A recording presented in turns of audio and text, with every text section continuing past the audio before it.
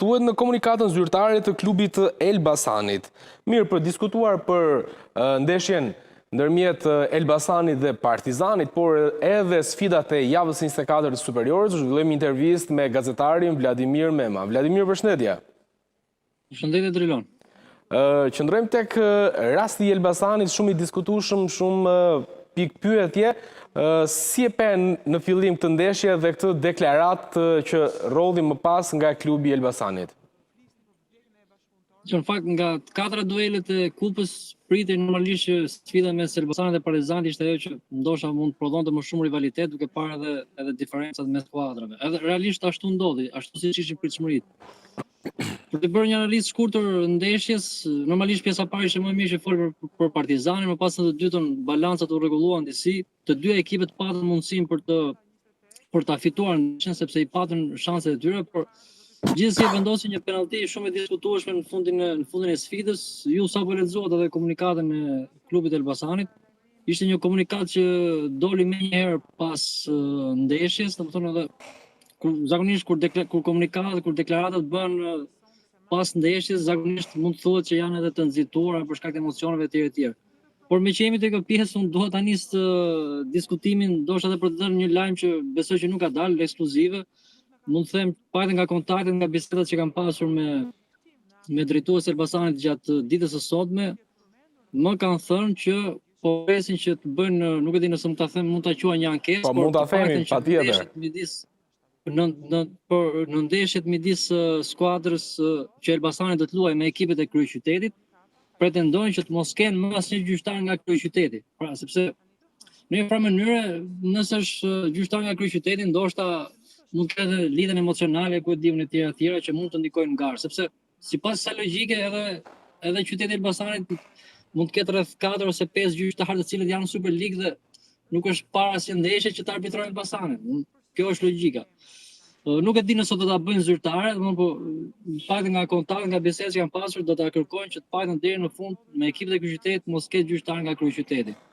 Sigurisht, unë për shkak të punës që bëj kam ndjekur Elbasanin gjatë gjithë këtij kampionati, kanë janë vërtet 4 penallti të diskutueshme, nuk mund të marrim ne përsipër, paktën ne që jemi gazetar themi nëse ishin apo nuk ishin 11 metra, sepse janë persona të tjerë që mund të gjykojnë, por momentet që janë të diskutueshme dhe zakonisht janë dëm të një skuadre dhe asaj skuadre lindet drejta më pas që ti pretendojë. Dhe duke ditur që diferencat në kampionat po bën shumë ngushta, sigurisht një vendim pro ose kundër, kur nëse mund ta themi që është 50% jepet 11 metra, ose 50% nuk jepet, dhe kur e ke kundër sigurisht që ndikon garë.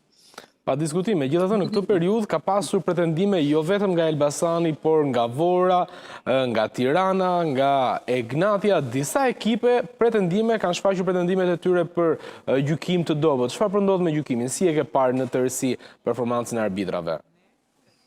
Po në fakt e vërtetë është kjo, Drilon, pothuajse të gjitha ekipet, mua më duket si një déjà vu, si diçka që e kemi riparë sezon pas sezoni. Kjo vjen ndoshta për shkak sepse gara po bëhet shumë e hedhshme. Sepse po ta shohim garën është shumë e fortë edhe sa i përket titullit kampion, janë 3 skuadra, 3 për momentin, sepse për mua është edhe Dinamo, sigurisht që edhe pse është pak sa më larg, që pretendojnë për Final Four dhe pjesën e titullit, janë ekipet nga fundi i renditit që Tirana ka bërë shumë të ecshme garën tani me fitoret e fundit dhe normalisht çdo skuadër sheh ato gabime që bën në dëm të skuadrës së saj dhe nxjerr konkluzionet.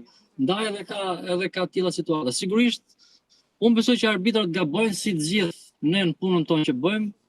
Do doja shumë dhe shpresoj dhe besoj që nuk janë gabime në të gjitha rastet me dashje, mund të ketë ndonjë gabim në raste të caktuara që ndoshta edhe arbitri mund të jetë indikuar nga faktorë të jashtëm, por unë shpresoj dhe besoj që deri në fund të mos çdo skuadër të mundohet që të mos e vërë në presion shumë të madh arbitrin nga sa është. Por duhet marrin ekipet atë që japin fushën fakt. Po sa i përket atij rastit të Elbasanit, vërtet faulli nisi jashtë Skukës me Skukën, por ai vazhdoi dhe brenda zonës dhe unë mendoj që kjo ka qenë arsye që u akordua 11 metrash. Dakor. Edhe prandaj thash në fillim që nuk mund të marr, paktën ne nuk mund të marrim kompetenca për të thënë ishte apo nuk ishte, secili shet pjesën e vet, domethënë por falli realisht ka nisur jashtë zonë dhe kemi parë në shumë raste që kur falli nis jashtë zonë jepet goditje dënimi.